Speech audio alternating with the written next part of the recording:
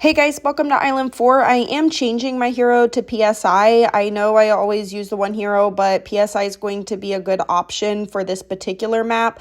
I struggled with this map. We're going to start out with attack. It's going to be a 3-2-0. The next one's going to be a 3-0-2. As you're putting these, rotate when you put each tack out to a 3-0-2 and then a 3-2-0. And the reason why is typically I would put all of them as 3-0-2 for the extra tacks, but if we do that, it's going to overheat and we're going to have a lot of balloon leakage. So that's why I'm rotating on the path so it doesn't heat up too much. Everything that I'm putting in the left hand and the right hand corner, you're going to want to mimic. So when I put it in the left hand, I'm going to go ahead and put it in the top right. This is difficult because we do not have the druid to where we can use the spirit of the forest and it covers the entire track. And with this boss heating up, we're really going to have to keep an eye on the heat up bar and making sure we don't have too much balloon leakage. So as you see, I'm going to put a glue gunner in each one of the corners. We're going to go ahead and put out a plane and put it on Wing Monkey, make it a 4-2-0 if you do have the monkey knowledge. And remember on the tacks, rotate between 3-0-2s and 3-2-0s to prevent the boss from overheating. We're going to switch from the tacks and go ahead and put out bombs. We're going to make all of these 2-3-0s marked on strong so they target the boss. And I am going to slowly start upgrading each one of my wizards in the bottom and in the top, the same path. Right now, they're 0-2-0, so we're going to upgrade each one of them to a 0-2-4. And meanwhile, all while going to go ahead and upgrading the bombs to 2-3-0s marked on strong. As the boss passes, you can sell the tacks in the back to make sure that we upgrade each one of the wizards. After we get both of the wizards upgraded, I'm going to continue on with the bomb strategy. You're also going to see as I continue on in the map, I'll start putting out 0-0-0 towers. It's good to go ahead and put them out and then upgrade when we need to. That way we're not having to quickly try to do things as the boss freezes. So I will do this. What we're saving up for is going to be an elite defender. Every tower that we put apart from these bombs are all going to be put on first. Typically, we would put these on strong so everything targets the boss.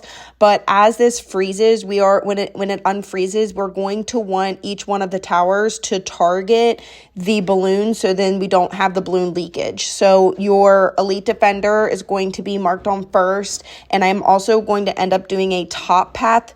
And when we do the top path, I mark it on strong at first, but I go ahead and switch back to making sure I mark it on first.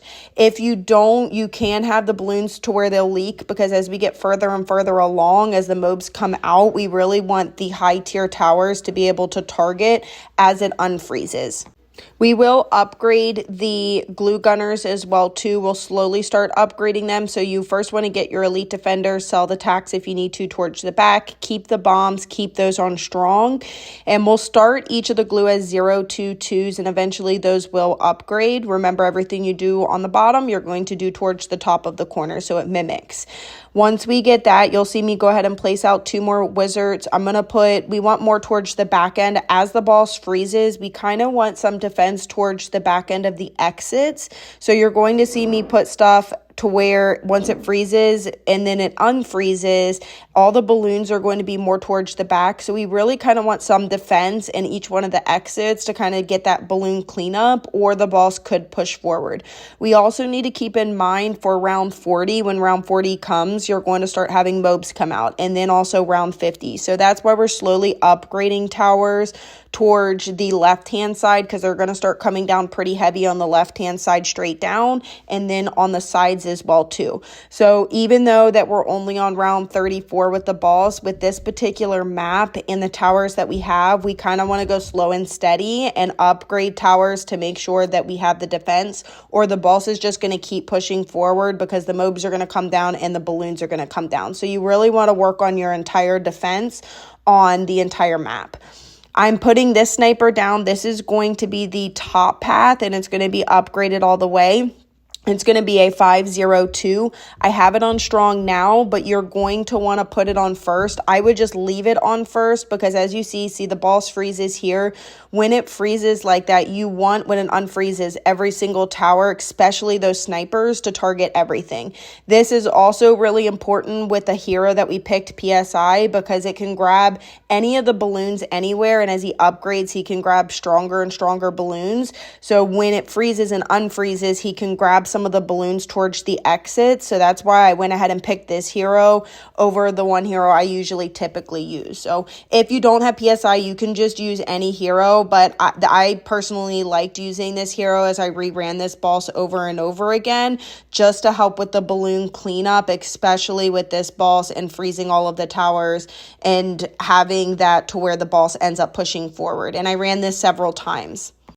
After we get that top path sniper upgraded, we really want to make sure that we're focusing on the defenses towards the exits. So as you saw, I went ahead and upgraded the wizards at the bottoms or towards the exits, and I made all of those 0, 3, 2 just to kind of help with that balloon cleanup, and then upgrade all of your glue gunners as well too. That's extremely important because it's going to slow all the balloons and the mobs down, and when it freezes and then unfreezes, at least the glue is going to kind of help slow it down. And then you have your hero to help with the balloon cleanup along with the additional towers that we placed there.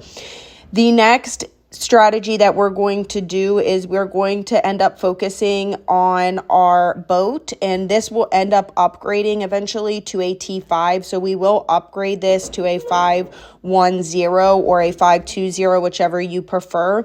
But first, we're going to want to go ahead and upgrade that plane that we have down there and make it a 520. It's going to help one with the balloon cleanup aspect because it can target the entire map. And so when it freezes and then unfreezes, you'll have it to where it can target any of the balloons that are coming out. When we upgrade this boat all the way to a T5, it's going to boost any of the planes that we have out. So it's going to boost that T5 that we have out. And what we'll end up doing with our strategy is we're going to go ahead and spam a lot of these planes. So we first want to focus on getting that T5 plane, then focus on getting your T5 boat. That way it boosts all of the planes that we end up putting out. And then you can start working on spamming a ton of these 420 planes, and you can put them on Wing Monkey if you do have the monkey knowledge. There is a limited number of towers as well too, so I am going to speed this forward so you do not have to watch me continuously place planes because that's pretty much going to be the majority of what I do towards the end. I will go ahead and place a bomb towards the exit where the boss is going, and you can work on upgrading to a T5. So if you hit that maximum number of towers, you can just sell one of the planes and then work towards a T5, another T5 tower. That way you can help with the added defense. This is going to get you pretty much 70. I was right towards where it was hitting 70. It's 69, but right on the end. There's probably far better strategies out here. I truly struggled with this boss, especially with the towers. With so many different exits and entrants, it was an extremely difficult boss for me. The main thing is making sure in your upper hand corner and your bottom hand corner, mimic everything that you're doing. That way you have a solid defense in each one of them. I do suggest using PSI. You don't have to. You can use a different hero, but he really does help with the balloon cleanup. And then the snipers, making sure that you leave them on first. That way as it freezes, it helps clean up the entire map when everything unfreezes, and then hopefully the boss doesn't push forward on you. But that is it, guys. Thank you so much. Make sure you drop a like and subscribe. If you want to support me in-game, my in-game creator code is mthegoddess, just like my YouTube name. I do have one more spot available on the team if you guys are interested. We don't play competitive CT, so we only play boss rush. But as always, guys, thank you so much. Have a great night. Bye.